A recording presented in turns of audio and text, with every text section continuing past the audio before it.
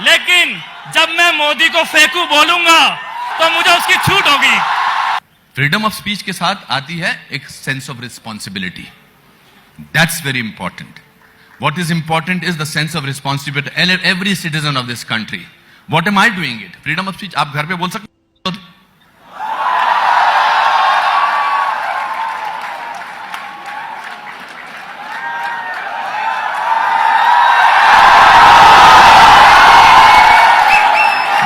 जो रूल आप घर में इस्तेमाल करते हैं वो देश पे इस्तेमाल करिए तो मानूंगा मैं आपको।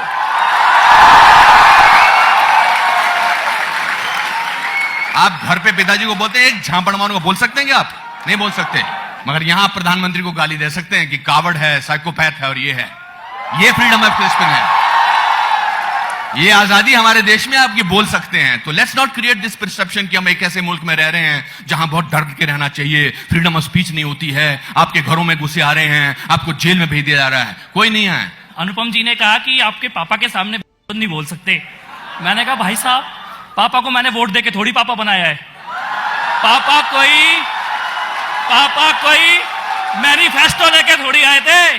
पापा ने ये थोड़ी कहा था कि पड़ोस का गुंडा तेरे को मारेगा, एक थप्पड़ मारेगा तो मैं उसे 10 थप्पड़ मारूंगा, उसके बाद पड़ोस के गुंडे के साथ चाशनी थोड़ी खा रहे हैं मेरे पापा। अगर खाते पड़ोस के घर में जाके केक तो अपने बाप को भी कॉवर्ड बोलता। अगर मेरे पापा कहते बेटा तेरी स्कूल की फीस बाद में दूंगा, पहले मेरे साथ सेल्फी खिंचा ले, तो मैं कहता भैया तुम साइकोपैथ हो, कोई प्रॉब्लम है तुम में। और एक बात कहना चाहता हूं मैं, भैया मन की बात एक ही आदमी कर सकता है क्या? इस देश में हम सब कर सकते हैं अपने अपने मन की बात। हमें छूट मिलनी चाहिए मन की बात करने की। मैं अपने ट्विटर पे क्या लिखूंगा, फेसबुक पे क्या लिखूंगा, ये नेता थोड़ी बताएंगे। संसद में बैठ के कानून बना दिया, कानून होना चाहिए, कानून होना चाहिए, कानून होना चाहिए। बड़े खुल के कहना चाहता हूं, हिंदुस्तान का यंग पॉलिटिशियन हूं, आम आदमी पार्टी है। मेरे नेता को तो तुम शाही भी फेंक दो, गाली भी दे दो, पत्थर भी मार दो, कोई तुम्हारे घर पे पत्थर मारने नहीं जाता। कोई तुम्हारे घर पे पत्थर मारने नहीं जाता। आप केजरीवाल को खुजलीवाल बोलो, दिन में 10 बार खुजलीवाल बोलो, खांसी वाला बोलो, कुछ भी बोलो, लेकिन जब मैं मोदी को फेंकू बोलूंगा, जब मैं राहुल को पप्पू बोलूंगा तो मुझे उसकी छूट होगी। आज देश को एक ऐसा विकल्प मिला है जिसका पूरी दुनिया सम्मान करती है।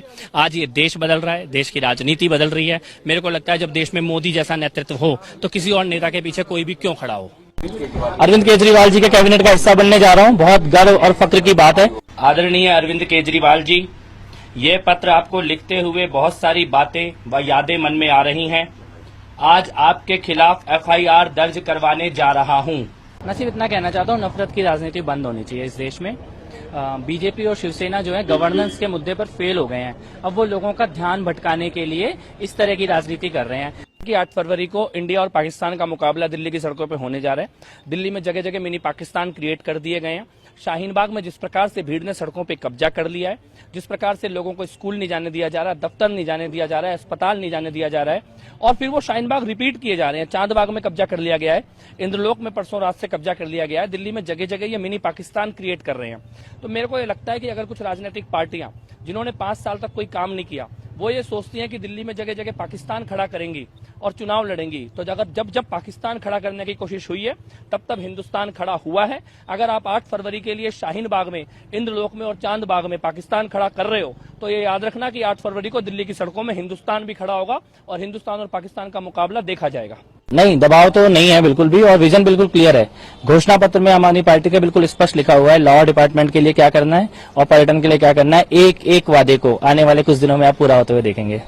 और राजनीतिक साजिशें तो जरूर चल रही है आम आदमी पार्टी के खिलाफ, सामना करेंगे। मेरा ये कहना है कि आम आदमी पार्टी को अपना नाम बदल लेना चाहिए। अब उनका नाम होना चाहिए मुस्लिम लीग। वो वही राजनीति कर रहे हैं जो मुस्लिम लीग राजनीति करती थी। बंटवारे की राजनीति कर रहे हैं, मुस्लिम वोट बैंक की राजनीति कर रहे हैं। कल जिस प्रकार से उन्होंने ये कहा कि योगी आदित्यनाथ को सभा करने पे बैन हो जाना चाहिए, जिस प्रकार से आज वो योगी आदित्यनाथ जी के बोलने, सभाओं के खिलाफ धरने पर बैठने जा रहे हैं। योगी जी के बोलने से कौन डरेगा? जो इस देशद्रोहियों के साथ खड़ा हो, जो गद्दारों के साथ खड़ा हो, जो आतंकवादियों के साथ खड़ा हो, जो दंगाइयों के साथ, क्योंकि योगी जी ने दंगाइयों को ठोक के ठीक किया है।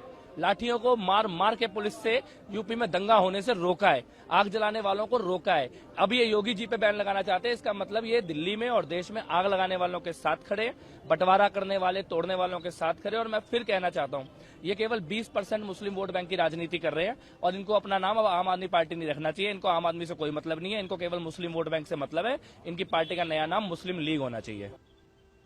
साथियों, आज एक सवाल पूरा देश नरेंद्र मोदी जी से पूछना चाहता है, बस एक सवाल कि भैया सारे अच्छे दिन आ गए कि थोड़े और बचे हैं कुछ आने को? सारे आ गए कि थोड़े और बचे हैं?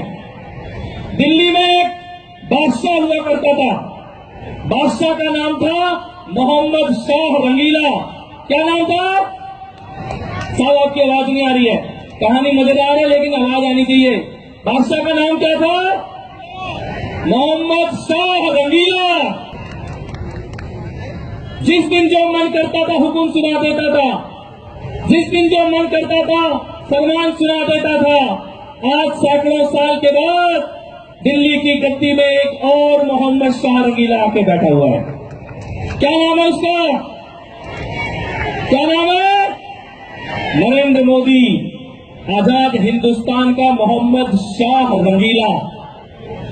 जब मर्जी आया, और उसने तो घोड़े को बनाया था वित्त मंत्री, इन्होंने तो गधे को बना दिया। आज देश को एक ऐसा विकल्प मिला है जिसका पूरी दुनिया सम्मान करती है। आज ये देश बदल रहा है, देश की राजनीति बदल रही है। मेरे को लगता है जब देश में मोदी जैसा नेतृत्व हो तो किसी और नेता के पीछे कोई भी क्यों खड़ा हो।